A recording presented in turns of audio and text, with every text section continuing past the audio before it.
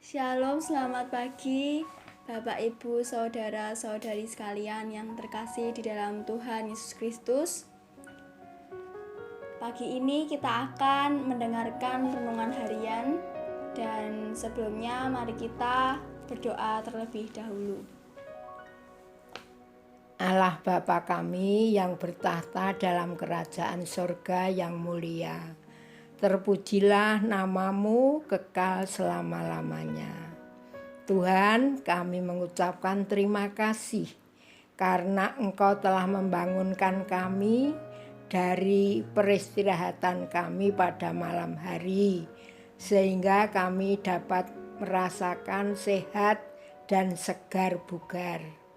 Tuhan, berilah berkat pada kami semua di dalam melaksanakan aktivitas pada hari ini. Dan Tuhan memberikan rezeki pada hari ini sehingga kami dapat tercukupi segala kebutuhan. Kiranya Tuhan membuka hati dan pikiran kami, di dalam kami akan menerima firman-Mu, sehingga kami dapat melaksanakan firman-Mu seturut dengan kehendak-Mu. Tuhan, ampunilah segala dosa kami, dan kiranya Tuhan selalu melindungi kami. Doa dan permohonan kami yang tidak sempurna ini kami panjatkan atas nama Putra-Mu yang tunggal, Tuhan kami Yesus Kristus. Amin. Sebelum mendengarkan firman Tuhan, alangkah baiknya kita membaca Alkitab kita yang terambil dari Matius 21 ayat 23 sampai 27 yang berjudul Pertanyaan mengenai kuasa Yesus. Lalu Yesus masuk ke bait Allah, dan ketika ia mengajar di situ, datanglah imam-imam kepala serta tua-tua bangsa Yahudi kepadanya dan bertanya, "Dengan kuasa manakah engkau melakukan hal-hal itu? Dan siapakah yang memberikan kuasa itu kepadamu?" Jawab Yesus kepada mereka, "Aku juga akan mengajukan suatu pertanyaan kepadamu, dan jikalau kamu memberi jawabnya kepadaku, aku akan mengatakan juga kepadamu dengan kuasa manakah aku melakukan hal-hal itu. Dari manakah baptisan Yohanes? Dari sorga atau dari manusia?" Mereka memperbincangkannya di antara mereka dan berkata, "Jikalau kita katakan dari sorga, ia akan berkata kepada kita, 'Kalau begitu, mengapakah kamu tidak percaya kepadanya?'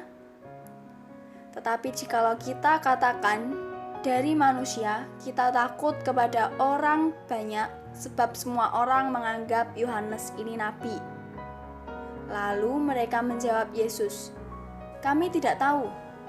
Dan Yesus pun berkata kepada mereka, "Jika demikian, aku juga tidak mengatakan kepadamu dengan kuasa manakah aku melakukan hal-hal itu." Bapak, Ibu, Saudara yang terkasih di dalam Tuhan Yesus Kristus, pada pagi ini renungan dengan judul Kuasa dan Otoritas Yesus. Di dalam ayat 23 terjadi pertentangan tentang otoritas Yesus. Para imam dan para pemimpin agama mempertanyakan tentang siapakah yang mengangkat Yesus menjadi otoritas di dalam agama Yahudi. Yesus tidak punya otoritas di dalam agama Yahudi. Dia tidak diangkat secara resmi. Tidak ada pemimpin agama Yahudi yang mengangkat dia. Tidak ada golongan Yahudi yang menjadikan dia pemimpin. Tidak ada jalur resmi yang mengorbitkan Yesus. Yesus tidak mempunyai jalur manusia yang memberikan dia otoritas. Tetapi Yesus tidak punya otoritas dari manusia karena dia tidak perlu harus diakui oleh manusia. Saudaraku yang terkasih dalam Tuhan Yesus Kristus, dia melampaui semua sistem agama Yahudi. Bukan agama Yahudi yang perlu mengkonfirmasi otoritasnya, tetapi dialah yang perlu mengevaluasi kembali otoritas agama Yahudi di dalam menyatakan kebenarannya. Apakah agama Yahudi sudah memberitakan dia dengan bertanggung jawab atau belum? Jika belum, maka Yesuslah yang akan menilai. Dan Yesuslah yang akan memutuskan apakah agama Yahudi masih perlu dipertahankan atau sudah waktunya diubah dan dirombak total. Tetapi orang-orang yang tidak mengerti hal ini hanya akan mempertanyakan tentang otoritas yang sebenarnya, jauh di bawah otoritas surgawi Yesus Kristus. Inilah yang membuat para pemimpin agama dan imam-imam bertanya tentang otoritas Yesus. Mengapa dia berhak untuk mengumpulkan orang banyak di bait suci? Mengapa dia berhak berkhotbah demikian berani? Mengapa dia berhak mengusir para pedagang dari bait suci? Saudaraku yang terkasih dalam Tuhan Yesus, maka Yesus balik bertanya kepada mereka. Pertanyaan Tuhan Yesus sebenarnya merupakan teguran bagi para imam dan tua-tua agar mereka kembali tunduk kepada otoritas surgawi yang diberikan oleh Bapa di surga kepada dia. Maka Yesus bertanya tentang baptisan Yohanes Pembaptis. Dari manakah otoritas pelayanannya? Dari manakah haknya untuk membaptis orang? Dari manakah haknya untuk menjadi suara yang berotoritas bagi orang-orang Israel? Yohanes Pembaptis tidak diakui oleh imam-imam dan para pemimpin di bait suci.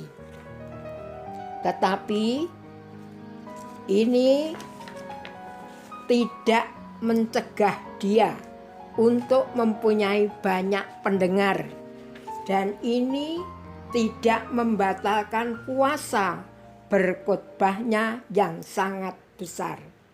Dia berkhotbah di padang gurun dan seluruh bangsa datang kepada dia. Para imam dan tua-tua dan juga pemimpin-pemimpin agama, semua berkhotbah di tempat yang resmi dan mendapatkan pengakuan secara resmi, tetapi tidak memiliki kuasa sama sekali. Yohanes Pembaptis diakui oleh surga dan diberikan kuasa sedemikian besar dari Allah. Tidak ada yang dapat membatalkannya, tidak ada yang dapat mencegah. Siapa yang Tuhan bangkitkan tidak akan mungkin bisa direndahkan dan dihabiskan pengaruhnya oleh manusia. Saudaraku yang terkasih dalam Tuhan Yesus, Yohanes Pembaptis berkuasa karena Tuhan memberikan dia kuasa, bukan karena pengakuan pemimpin-pemimpin Yahudi. Pada ayat 24 dan 25, Yesus bertanya balik, saya ulangi, Yesus bertanya balik mengenai baptisan Yohanes Pembaptis.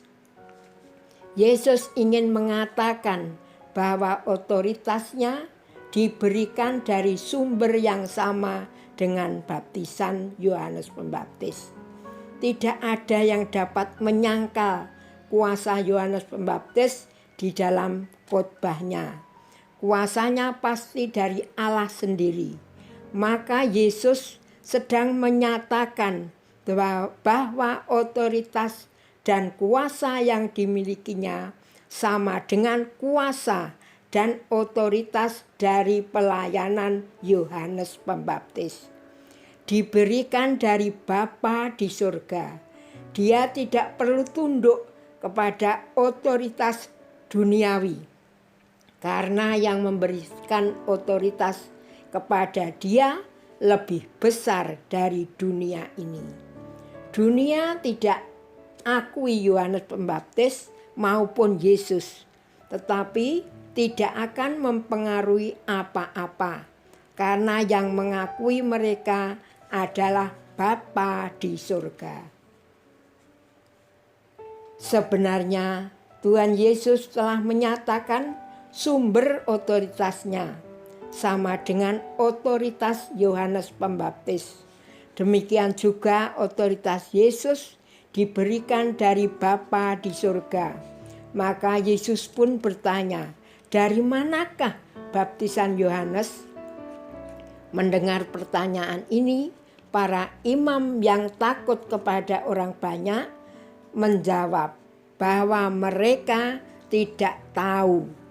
Imam-imam dan tua-tua itu lebih takut otoritas yang banyak.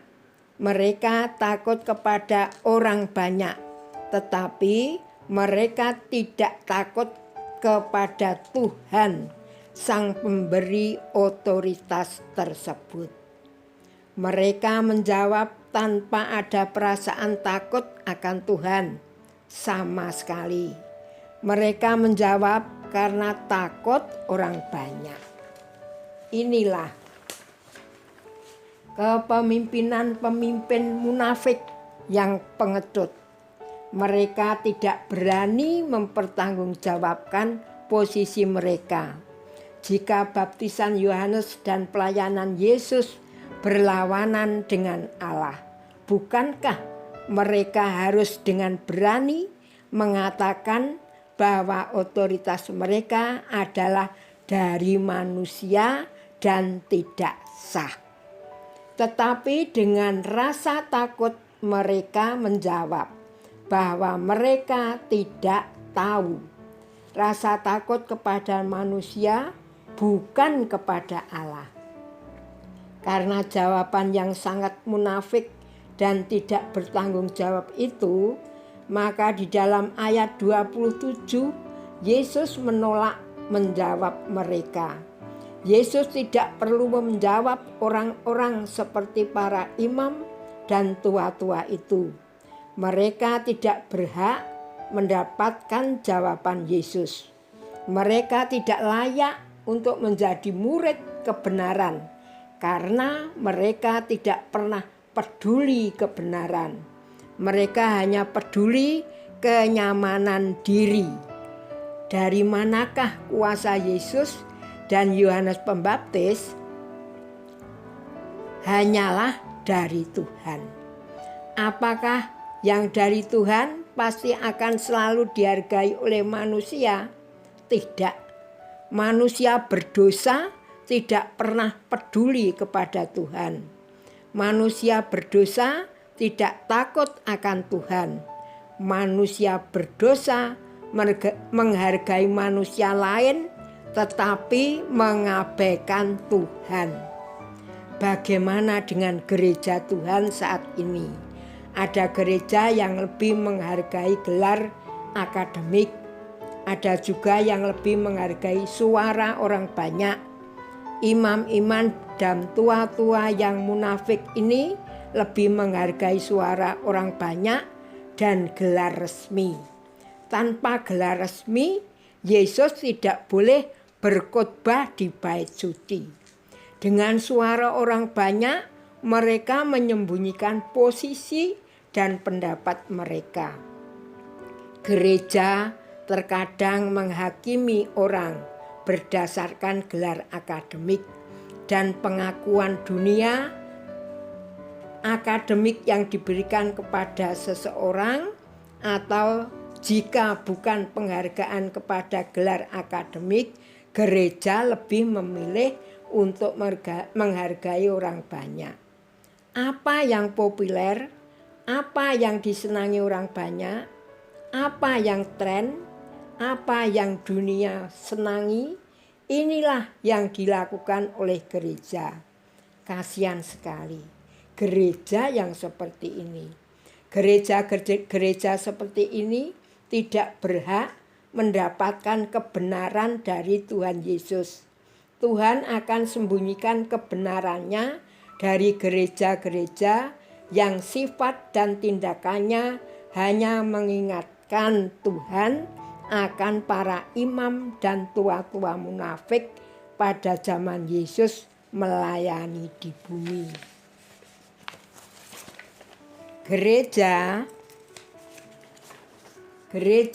yang beraliran sangat akademik menghargai pengetahuan tentang ilmu teologi dan menghina semua yang berkaitan dengan kuasa pelayanan dan penyertaan Tuhan. Gereja seperti ini hanya mementingkan pengakuan dunia, ilmu pengetahuan, dan akademik saja. Dan akhirnya mereka benar-benar mendapatkan pengetahuan-pengetahuan tanpa adanya gairah, tanpa adanya semangat melayani, dan kuasa yang menyala-nyala dalam melayani Tuhan. Sebaliknya, gereja yang hanya mencari apa yang disukai oleh dunia ini, mengikuti arus musik, misalnya di dalam diskotik atau di TV, untuk diadopsi ke dalam gereja, mengorbankan begitu banyak prinsip-prinsip penting demi menjangkau orang banyak. Gereja-gereja seperti ini juga akan ditinggalkan oleh Tuhan. Ditinggalkan walaupun diikuti oleh banyak orang. Gereja-gereja yang suka menyenangkan mayoritas akan mendapatkan masa mayoritas. Gereja-gereja yang suka gelar akademik akan mendapatkan beberapa orang yang senang berdebat dan mengetahui banyak sekali pengetahuan dari hasil studinya. Tetapi kedua tipe gereja ini sudah pasti ditinggalkan oleh Tuhan. Tuhan tidak akan memberikan firman-Nya. Tuhan tidak akan memberikan kuasa pelayanannya kepada gereja seperti ini. Seperti apakah gereja kita? Menuju kemanakah gereja kita? Gereja yang hanya mengakui kedudukan akademiskah? Atau gereja yang hanya mencari popularitas dengan menjangkau banyak orang guna menyenangkan mereka? Keduanya akan kekeringan firman dan kuasa pelayanan. Tuhan akan berkata, maka aku juga tidak akan memberikan kebenaranku kepadamu. Saudara yang terkasih di dalam Tuhan Yesus Kristus, marilah kita berdoa kepada Tuhan. Berdoa supaya gereja kita mencari otoritas firman dan kebenaran surgawi. Berdoa supaya gereja kita hanya menyenangkan Tuhan, bukan orang banyak, bukan mengorbankan kebenaran demi mendapat banyak orang. Demikianlah renungan pagi ini. Semoga Tuhan selalu memberkati. Amin.